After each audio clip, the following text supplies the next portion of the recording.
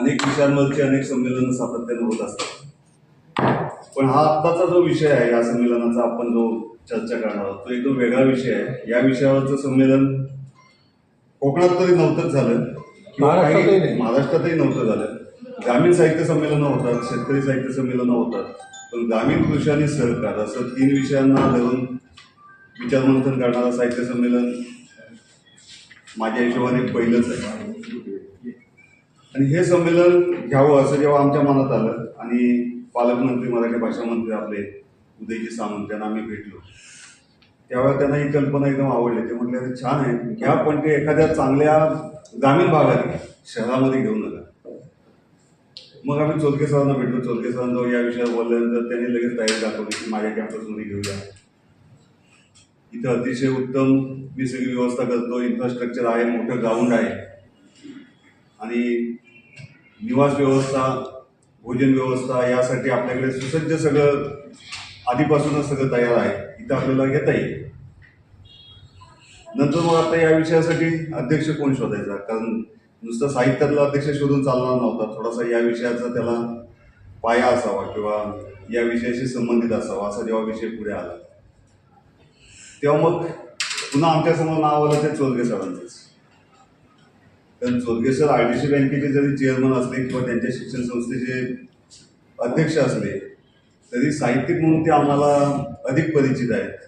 वाचनालयाचे 1-2 पुरस्कार सुद्धा त्यांच्या काही पुस्तकांना मिळालेले आहेत आणि त्यांचे विषयही असेच आहेत. ग्रामीण कृषी आणि सहकारी या विषयावरचीच त्यांची जवळजवळ 40 पुस्तकं आहेत. मग आम्ही पुन्हा एकदा त्यांना विनंती केली की सर तुम्ही अध्यक्ष व्हाल का, असं आपण केलं तर सर म्हणायला लागले, तुम्ही जर माझ्याच संस्थेत करताय आणि मीच अध्यक्ष, ते दिसायला योग्य नाही होणार, ते चुकीचा अर्थ काढला जाईल त्यातून. पण मग आम्ही सगळ्यांनी विनंती केल्यानंतर सर त्याही गोष्टीला तयार झाले. नंतर निखिल सरांना आम्ही विनंती केली की तुम्ही मुख्य सचिव म्हणून काम करा. हे सगळं तिथेच व्हायचं आहे. हां, तिथंच व्हायचं आहे आणि तुमच्या संस्थेतले कर्मचारी आणि सगळ्यांची आपण मदत घेणार आहोत.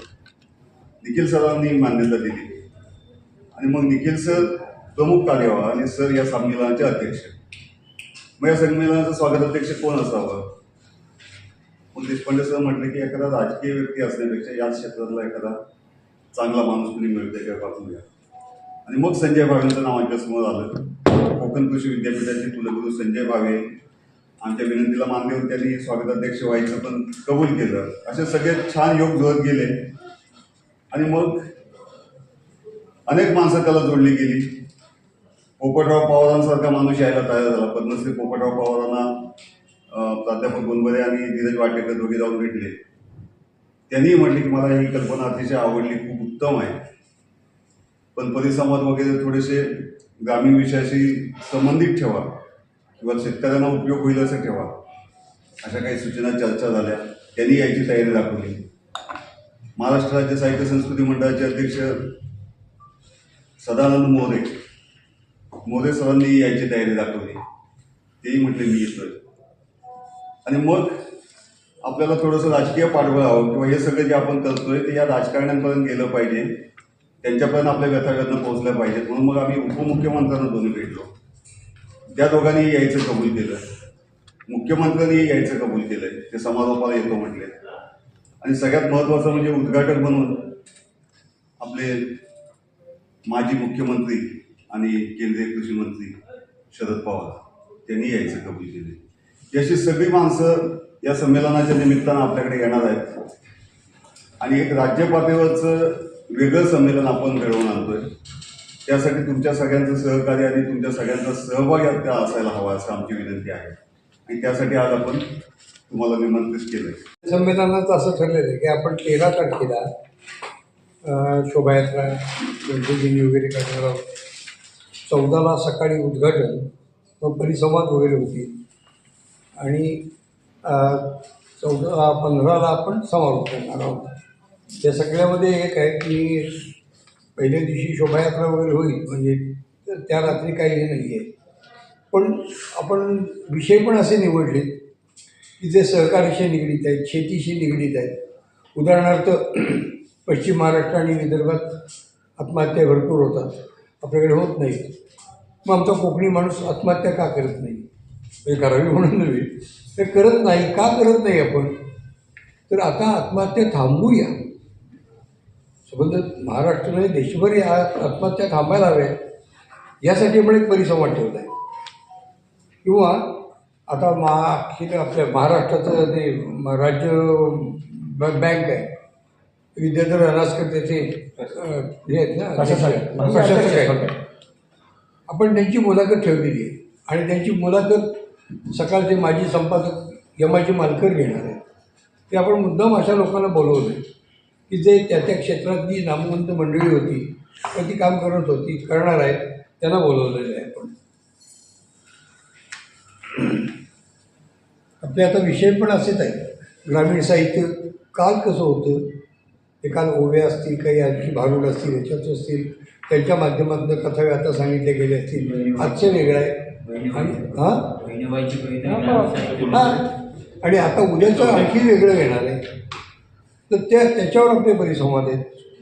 ग्रामीण कथाकथन आहेच, म्हणजे काव्य संग्रह ह्याचं वाचन पण आहे, म्हणजे कवी संमेलन पण आहेत आपलं, तरी काही विषय नाही आहे. त्या सगळ्यामध्ये आणखी आपण काही मान्यवरांचे सत्कार पण करणार आहोत, ज्यांनी कृषी सहकार किंवा ग्रामीण शेतीमध्ये काही नवीन नवीन प्रयोग केले त्यांचे करणार आहोत. त्याबरोबर आपण असं ठरवलं आहे की प्रयोगशील शेतकऱ्यांची यशोगाथा हा सगळ्यात महत्त्वाचा विषय आहे. की शेतकऱ्यांनी आत्तापर्यंत काय केलं आहे, त्यांनी म्हणजे त्याच्याचा काय उपयोग होऊ शकतो, ह्याच्यासाठी आपण काही चांगले या क्षेत्रात काम करणारी माणसं आहेत त्यांना बोलवलं आहे, त्यांच्या मुलाखती आणि त्यांचा परिसंवाद आपण ठेवला आहे. या सगळ्यात आणखी एक महत्त्वाचा विषय म्हणजे मान्यवरांचे सत्कार पण आपण घेणार आहोत. म्हणजे कुठे कुठे कुणी साहित्य क्षेत्रात आहेत, कुणी सहकार क्षेत्रात काम केले, कुणी आणखी शेतीमध्ये काही प्रयोग केलेले आहेत. त्याबरोबर एक त्यांना की आता हे संमेलन आपण मुद्दाम ग्रामीण भागात घेतो आहे, शहरी भागात घेणार नाही आहे. पण आपण तिथे वेगवेगळे स्टॉल्स आपण ठेवलेले आहेत. ज्यांनी कृषी उत्पादन केलेले आहे त्यांचे स्टॉल्स असतील, ग्रंथांचे स्टॉल्स असतील, त्या सगळ्यांना आपण मोफत जागा देणार आहोत. शेती अवजारांचे स्टॉल्स असतील, सगळ्यांना मोफत देणार आहोत. त्यांची राहण्याची व्यवस्था करणार आहोत, जेवणाची व्यवस्था करणार आहोत. त्यांना कुठलंही शुल्क ठेवणार नाही आहे, कारण त्या अधिकाधिक लोकांनी यायला हवं आहे तिथे आणि त्याचा उपयोग करून घ्यायला हवा आहे. कारण आपल्याकडे होतं कसं, आपण चांगलं सगळं तयार करतो पण आपण मार्केटिंगमध्ये कमी पडतो. तर आपलं मार्केटिंग चांगलं व्हावं हाही एक विचार आहे आपल्या शेतकऱ्यांचा किंवा इथल्या कृषी उद्योग क्षेत्रात काम करणारी माणसं आहेत त्यांचाही उपयोग व्हावा म्हणून आपण तो विचार केलेला आहे. सर, तुम्ही मगाशी म्हटलात की आत्महत्या आपल्याकडे होत नाही, भरती विदर्भ मराठवाड्यात वगैरे होतात, परंतु मुळात इथली तरुण मुलंच मुळात आत्ता शेती वगैरे उद्योग न करता शहरात जातात. पण त्यांना इथे आकृष्ट करण्याविषयी किंवा त्यांनी इथे राहावं याच्यासाठी काही विशेष केलेलं आहे की या क्षेत्रामध्ये कृषी क्षेत्रात ज्यांनी वेगवेगळे उपक्रम केले त्यांना आपण बोलावणार आहोत. नाही, पण कोकणातलेच का? कोकणातलेच. कोकणामध्ये कृषी क्षेत्रात काही काम करता येईल का? मग ठीक आहे की आता भात शेती नाहीच करतो, पण त्याच्यात अन्य काही करता येईल का? केले कोणी, त्याचा उपयोग काही आहे का? किंवा आता आपल्याकडे कोकण सगळं सध्या पर्यटन हाच विषय आहे, पण पर्यटन म्हटलं की हायफाय असलं पाहिजे का? नाही. मग इथलं ग्रामीण जीवन, तिथलं त्याला सगळं सहकार म्हणजे बघता आलं पाहिजे, जगता आलं पाहिजे. त्याच्यासाठी आपल्याला काही करता येईल का? तेही करायचं आहे आपल्याला.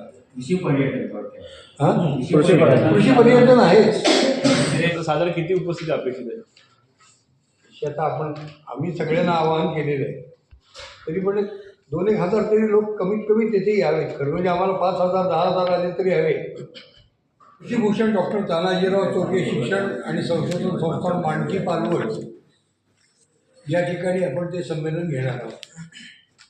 दिनांक 13 तारखेला रात्री संध्याकाळी शोभायात्रा आहे. 14 आणि 15ला आपलं संमेलन होणार आहे. 15ला संध्याकाळी संपणार आहे. आता बाहेरनं येणारे लोक आहेत ना, आपल्याला सगळ्यांना नमन वगैरे ठाऊक आहे, पण बाहेरनं येणाऱ्या लोकांसाठी म्हणून आपण 14 तारखेला संध्याकाळी नमनाचा कार्यक्रम ठेवतो आहे. बाहेरच्या लोकांना माहीत नाही.